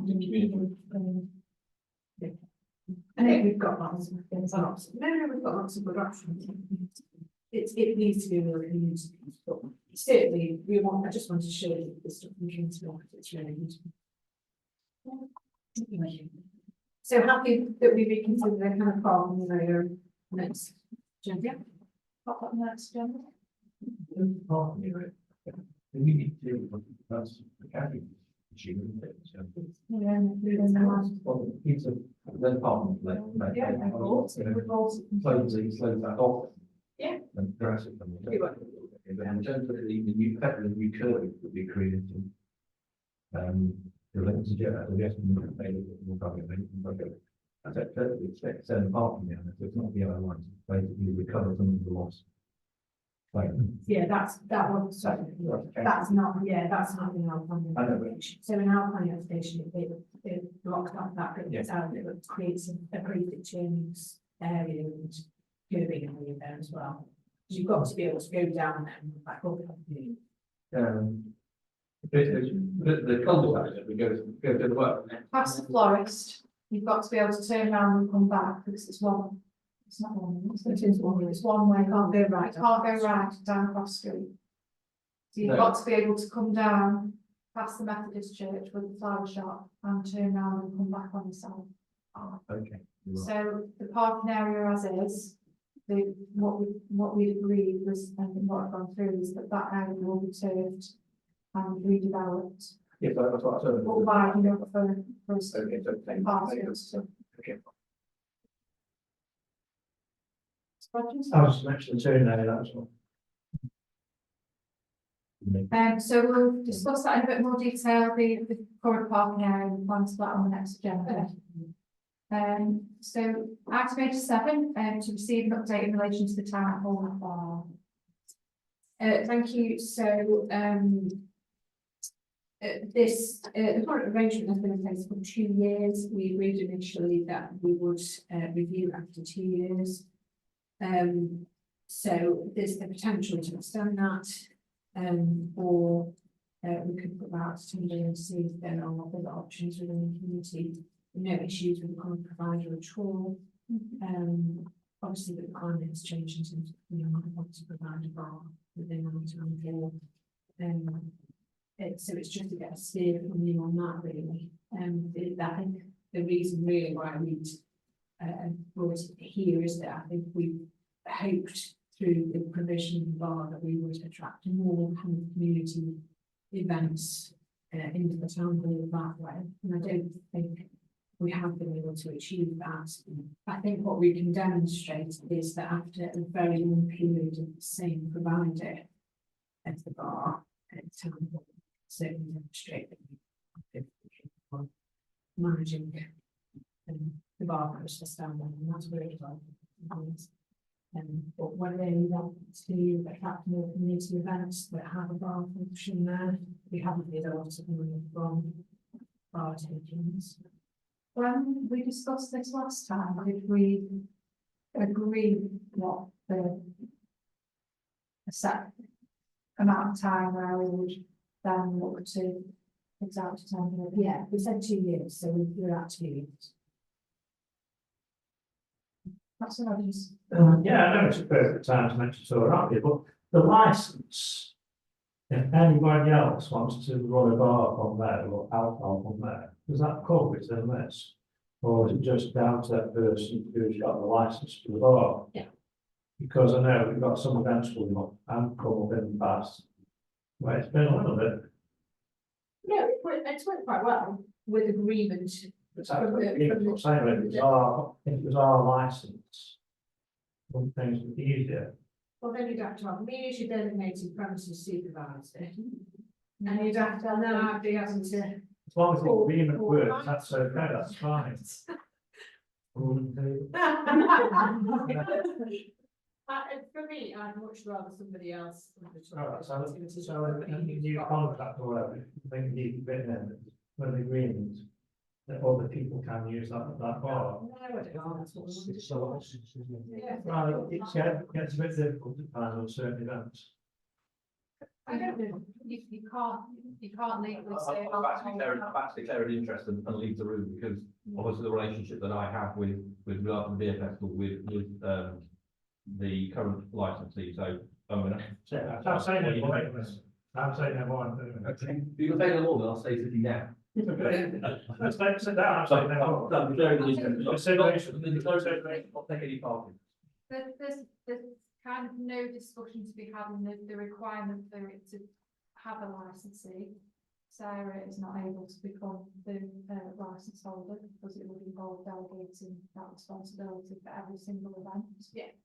And potentially there's some very not nice legal ramifications there, there's something to go on. So just have Councillor Salt and then Councillor Jackson. I personally, for transparency, think it needs to go out to tender again. Because the old system, when the old provider had the bar, that person had the bar for a decade or more. There was no transparency. This is prior to Sarah and prior to the town hall being handed over to the town council and all that sort of stuff. So I'm not going to go at anybody around this table. But it was very much, I got some stick out in the community because there was various people in Biddulph that wanted the opportunity to tender and they couldn't because it was a closed shop. This town council is not a closed shop. And I really do think that we should, just for transparency purposes, it needs to go back out to tender. And I think we should do that. The 2 years is up, that's what we decided. It goes back out to tender and we'll take it from there. That would be my proposal.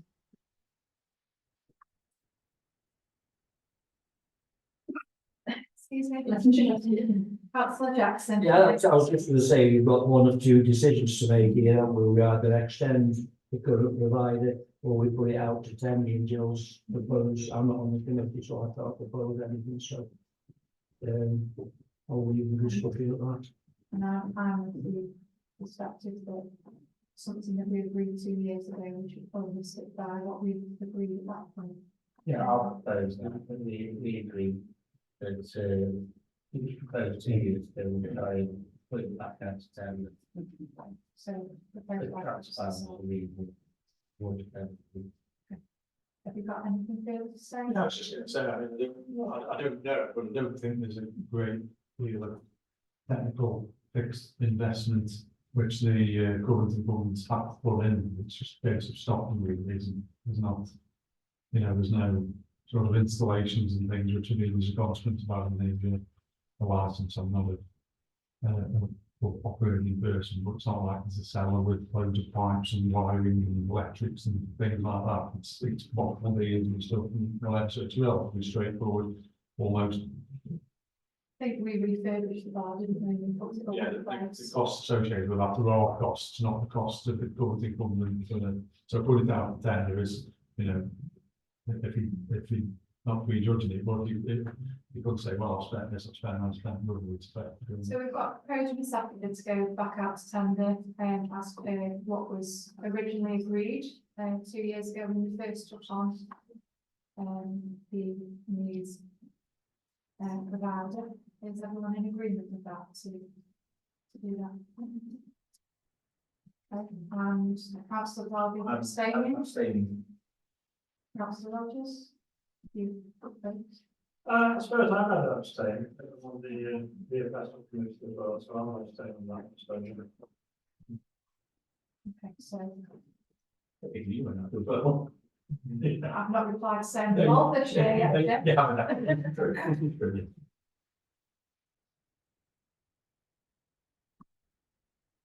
Okay, so following on from that, we've got item 88, and that's to receive a presentation that Andrew's put together in relation to the library things that we asked Andrew to go away and we were tasked to go and look at different locations and how they deal with the library things in order to get a bit of an idea of where we go from here. So you have wonderfully put together a bit of a presentation for us.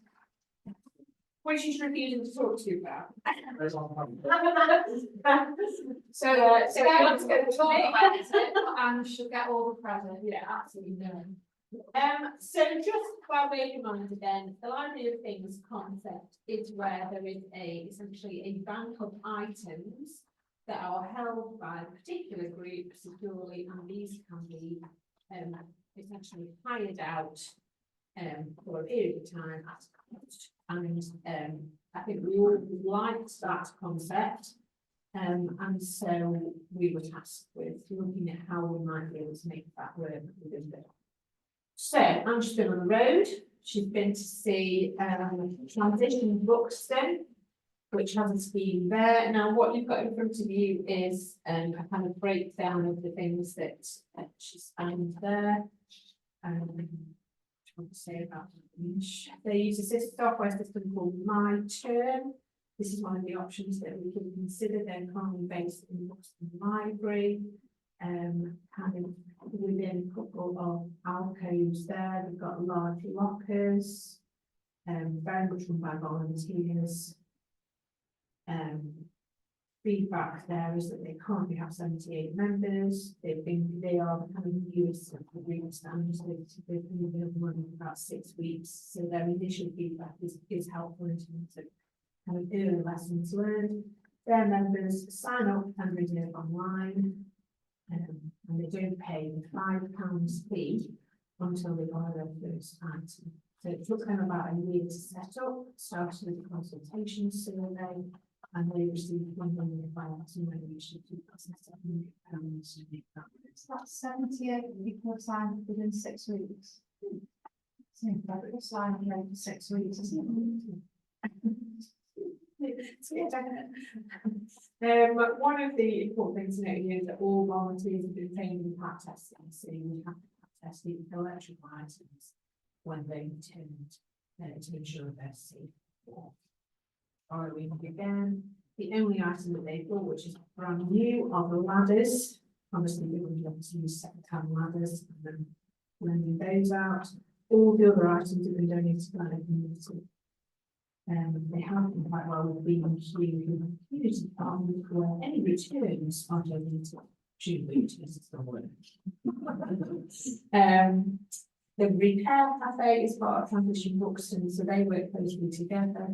And so far in their first 6 weeks, the carpet clean is the most popular. They're open Monday evenings, Monday evenings 5 till 7, Saturday mornings 10 till 12.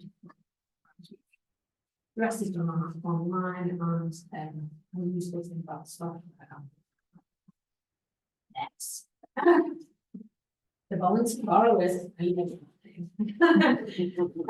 based in Bollington, as the name suggests, community group run solely by volunteers who share out the job roles. They've got a project manager, somebody who's pack testing, somebody who's their finance. And they sell that rack in the mouse when they sit down. Oh, that's nice. We've got somebody who's a volunteer who's responsible for social media and members, somebody else does grants, and then we've got somebody who's a secretary and writes up the articles. And they do that between the six of them. They use my term software, but they use both softwares. They're now using the Lender engine. They describe both as being a bit funny, but they do the job required. They've been running for 3 years. They've received 2 grants of around £4,000 from the postcode industry and through various different partnerships. They've spent that on electrical work, locks, windows, shelving units, boxes. They've a closed Facebook group to promote the scheme and members on the group. There's lots more information there about how they make that with regards to pack testing. When they first started, they had 340 members in the Facebook group. And 22 paid members. Now they have 1,528 Facebook members and 360 paid members. Since they've opened, they've completed 690 loans. And we've got 437 items. Carpet cleaner, sewing machine, plastic kids party kits, which I think a badge maker, gazebos, a wheelchair, folding table, pressure washer, those sorts of things. Essentially, they've evolved. They no longer charge per item. But you pay membership and then you make a donation and kind of pay as you feel. They have a drop box which is only open for 1 hour a week, and into the box with the lock code, and we do the prep in the afternoon with 2 volunteers and then 3 volunteers are there on Facebook. I've got no logo, no website, they're going to love them. Yeah.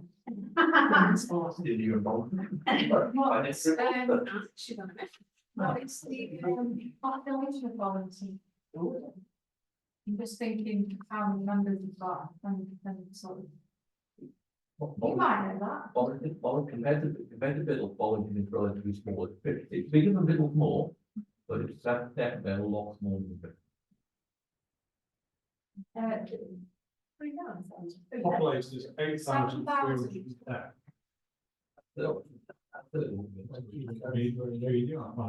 Gloucestershire Library of Things is based at Charlton Hall Library. The group is run by the librarians who run it alongside the library and use some valued staff and the library software.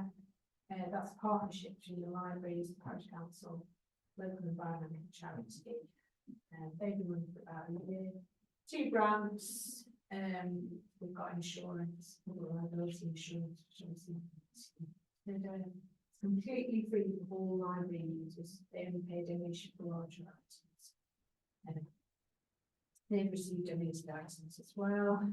They've currently got 15 items in stock that they're available to buy. They've got a candy nice. They've got all sorts of things as well. Hedge trimmers, pressure washers, that sort of. Yeah.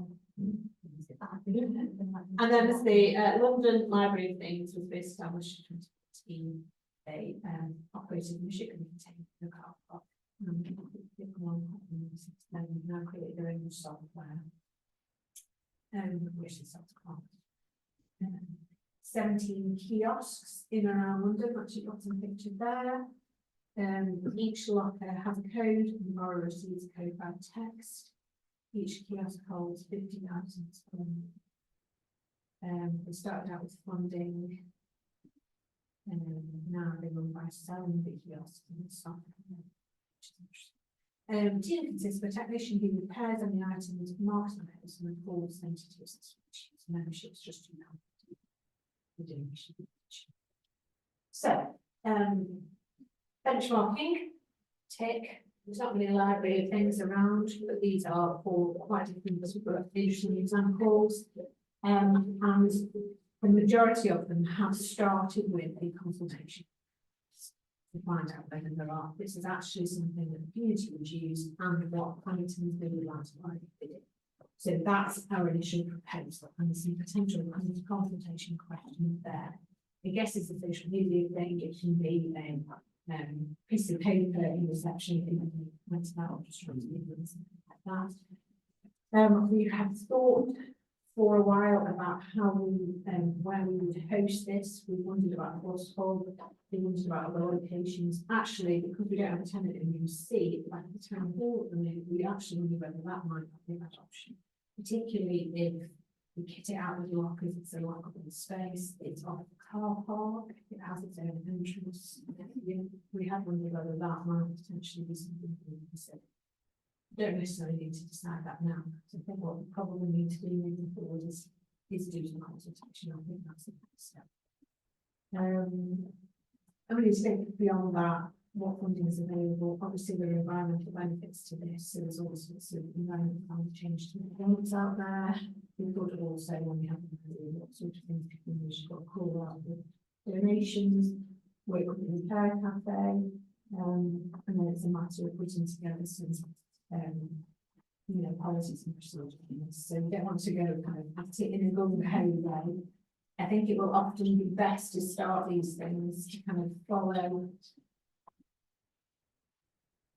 the way that other people have worked by starting them in the springtime when people had started to kind of think about home improvements and cleaning things and that sort of thing. So we wondered whether to do a consultation the next couple of months, 2 or 3 months, and then get everything set up policies wise, bringing it back for your consideration, how we're going to charge and software we're going to use, and when we've seen the outcome of the consultation, a model moving forward. That's it. I personally would like to look at doing things as soon as possible, so we don't get beaten to punch on this, and we can be pioneers for our requirement. That's a lot of business space. Yeah, but thanks for doing that. Well done, cheap often. I like the idea, sound like I like the idea, I'm concerned about what possible people injuring themselves, that's something we can look at.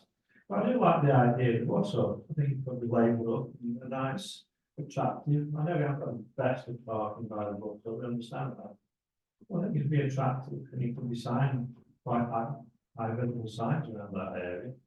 And it could make a good venue to work, not possible, let's think about it. So, yeah, I propose that Sarah carries on with the consultation and prepares the documents and proposals and brings it back to this committee. That's the first thing that I would say.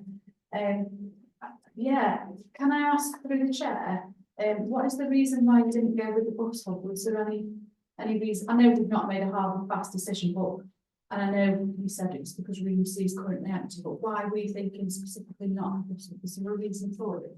Just it's helped top on. If you've got bigger things, there is no part, unless you've got things, carrying zero comes in, that's a bit of a challenge. I think we can manage it more easily, almost like in-house, if it were. And as things stand, the roof of the bus on moves like this. Sorry. And then, sorry, carrying on through the chair. So room C, is that another changing rooms? So it can still be a changing room, it will perfectly functional as a changing room, even if it's outfitted with lockers, won't it? Yeah, it's not been used, it's not been used as changing for a while. The middle one with the toilets, chooses change. Okay.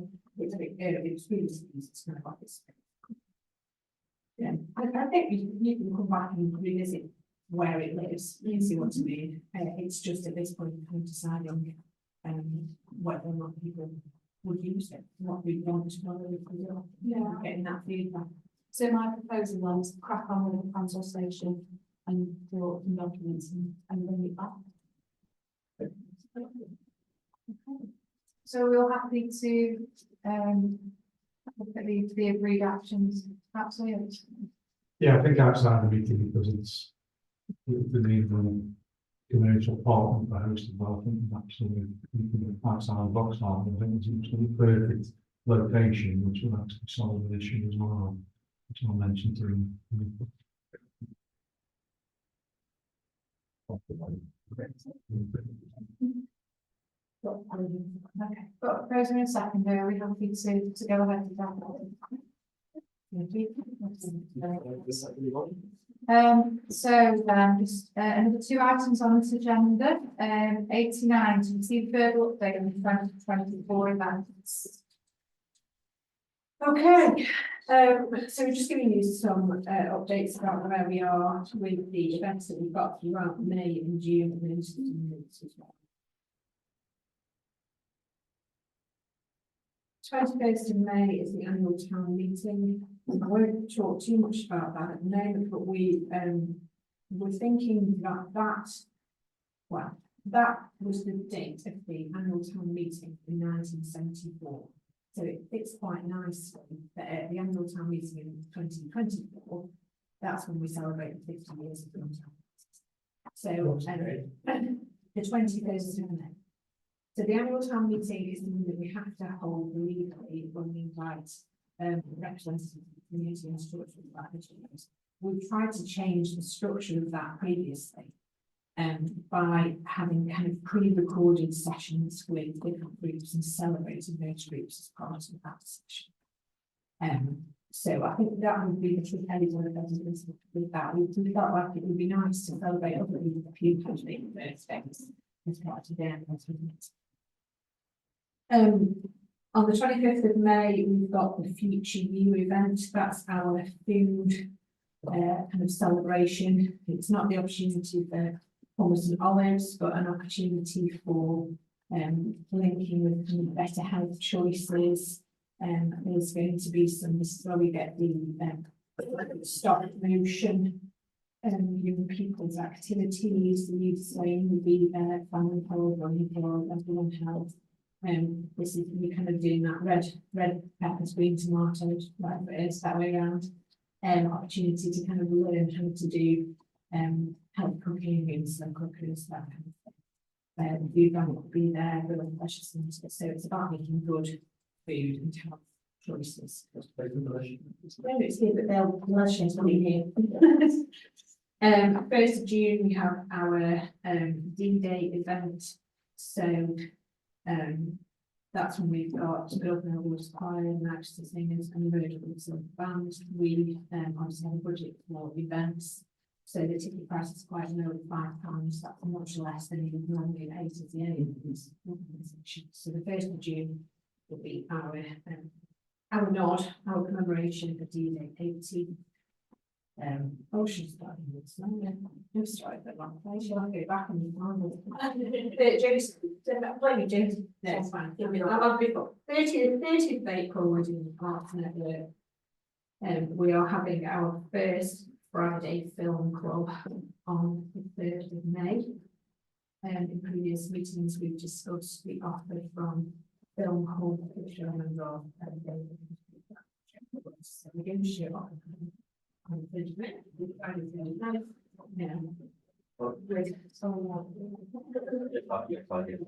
be all right because there'll be bar there.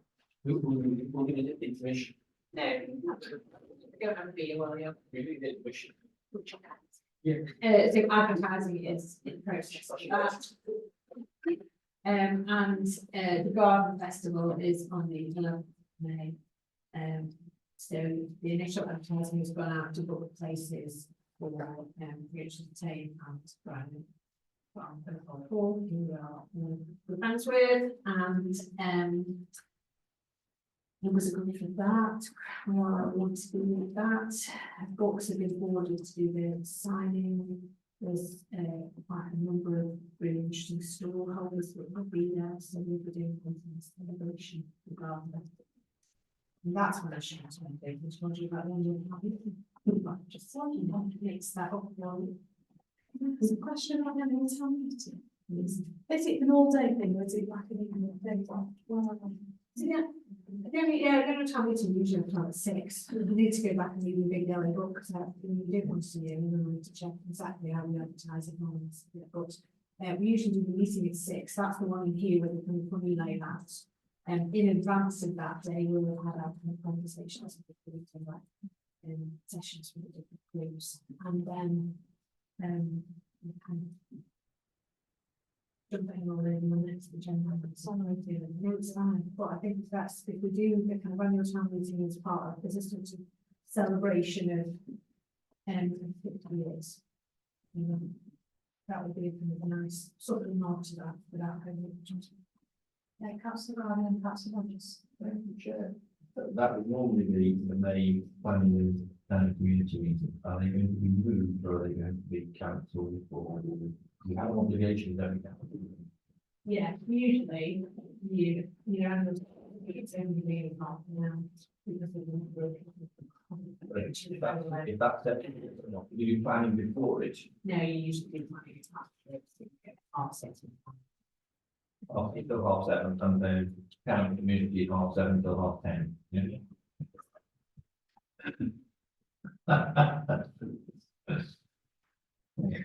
Yeah, making on the 14th. Councillor Rogers. Yeah, I'll just get confirmed to town meeting on the 3rd, on the 14th. Yes. Yeah, it's not the 7th, it's the 14th. You say great man, simple. Yeah, when you said that's what I'm thinking, yeah. Thank you for that. So, any questions? Sorry, obviously, I think we have a couple of them developing. Wonderful. So just following on from that, the town council's 50th anniversary preparations.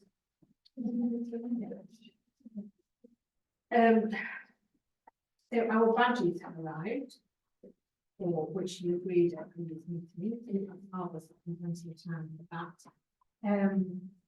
I've spoken to the Chronicle and the District Council to look at both of their archives, but old news stories about the start of the build have been unsolved. Neither of them come back to me, but the Marcus been doing a sterling job going back to our old minute books. We've got some really lovely kind of transition meetings at the end of 1973. Proud, as it were, before 1974 started. You'd be really to know that the 1974 conversations are pretty much exactly the same as the 2024. Yes, it's pound round. So that's what our 50th anniversary so we're in the process again, Mark's doing this piece of work, doing a commemorative booklet. So for those of you who have a copy of the Silver Jubilee booklet, it's something in that style where it kind of celebrates the marvellous system that all kind of looks back over the last 50 years. So we are putting lots of information there and kind of ideas and things to study in that, including things like copies of various meetings. We've talked before about doing a mural on the town hall wall. Councillor Jackson's reading on that. Yeah. Yeah. Well, for me, you can do it. No, the Barley Mel has got, and I just thought it would be really good, something similar on the back wall of the hall. Joe just got some photographs to manage to send. So, well, basically, I think we need, is this something that, you know, I'm not on this committee, that this committee wants to go forward with and let Joe do some more investigative work. I mean, obviously, as part of another celebration from a celebrated member of the community who wears funny hats, is his anniversary coming up as well. So yeah, so obviously quite prominent, perhaps position for that to go on the wall as well. Perhaps facing past councillors as well could be dotted or put together. But the company they use sort of middle past and present to get some of the images that we had for the Wally Mao. So obviously Jody could work with that company, and that's something that the committee would like to go forward. I just think it would look really lovely on that back wall, the, you know, history of Biddle, you know, Malcott, images of the old hall, I think, the tower, Marcus Pool, I think is on, yeah, Connery stuff. Council Walkers. Yeah, Council Walkers, yeah. Selectors. Yeah. Footy cutting there. There's a whole host of stuff that could go on there, you know, and we did talk about sort of, in the past about historical, interpretation boards going down at Station Road there. We could have it really in the town hall, and I think it would really make it impressive. So, and there's a really good example opposite, the front of King's Hall in Stoke as well, that's recently been done in the last couple of months. All right. By a local artist, is, I think that was in commemoration of some passage of time. And that's got lots of elements from heritage and things in there, and it's really wonderful. What is it like wall? Yeah, It's it's actually one of those miners, so the best miner who's ready, died a couple of years ago. So there's still some people alive on that project. Yeah. So it'd be permanent then? Yeah. That'd be amazing, no? You have a good idea. Yeah, you do. Not terrible. And it's digitally printed on very big wide inkjet printers. I have a tacit agreement from the marketing guy at work that we might be able to do the printing at our the current major product. And the company actually sent two people out to actually fit it, so we haven't got the pages of orders to play done. I was just some nice old pictures of the railway station, the Lloyd station. There's a whole host of stuff to go on. That's going to be like one on there. Can we look at different options for it? Because I'm very well aware that we've got some fantastic artists within the local area who do very big installations. So I can't, yeah, we can do what we want with it, really. So we've had a conversation with people who have done this now, they've done this, but they couldn't remember what it looked like because they've done quite a few of them since then, of different types. It's not all of it. My own this afternoon. That's what we've been done, leading up that one. Send me a picture of that, so. Yeah, they've got to. So it's just getting my name together for that. So we'll come back to you, now we can kind of send that to them, we'll measure the wall, and we'll get some costs for that, so we'll work on that. We did wonder whether to have kind of tea and cake on the day of the annual town meeting, from kind of 4 till 6, or past mayors, and then to try and get a nice photo of all of those mayors. And current councillors, past mayors, all their representatives. There are some people on there who I can't trace, so I'm going to need to essentially do a spreadsheet and try and trace them. Those of you who may be in the know. But we thought that might be kind of nice, not wildly expensive to have a nice photo of those that's around, just kind of mark the occasion. Also quite nice thing to do. And then, as I mentioned already, as part of the annual town meeting, we'll celebrate those groups who are also have big birthday. So Bill Swimming Club is 50 this year, the police. And but some of the public organisations that are also celebrating this year. So I think that's obviously they will part of that from the organisation stuff. So we thought might be quite nice to kind of involve those in the celebrations, not in a very over the top way, but just to kind of have them to it. So there'll be, in terms of things that people can take forward, just kind of memorabilia, they'll be able to buy a little badge, have their book open for which we kind of come back to with so many pages then. You've added pages at the moment. So Councillor Rogers, Councillor Barr, the other hand as well. Yeah. Can we call 4 mayors, not past mayors? Sounds like we died. 4 mayors. And another quick one, I love this idea of the walls. I was wondering what all the thoughts of that, all that wood area. Work on now or? You take a photograph of that and have that put in anything. No, I mean, all the photos that you're thinking, because the wall space is limited, but I'm thinking of all the boards on the front. Have all the artwork on that, just.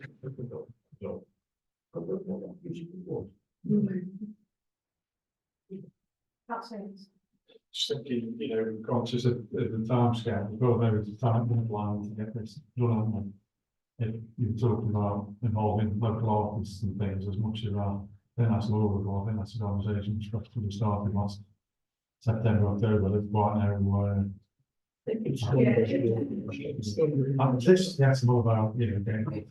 Some of these things are quite tight, obviously the event on the 21st is in September, but actually the mural wall could happen in our anniversary year. But that's right, that's okay, yeah, time this within the year.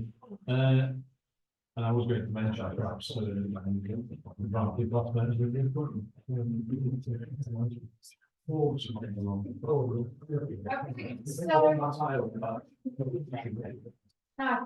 you finished talking? I've got questions, I've linked a little bit to this about past mayors, you know the little badge you get? I've seen some past mayors wearing their little badge as like a medal, for example, on the Sunday. And I've been really reluctant because I don't feel that that's good compared to the sacrifice that people have made. And I've just been a mayor. What is the protocol? Can you wear it as a medal or not? You shouldn't, if you have a medal, you shouldn't wear it at the same time. Okay, so You shouldn't wear a medal which services in whatever force you part of or whatever, you shouldn't wear that as well. so it's one or the other basically. But it is access.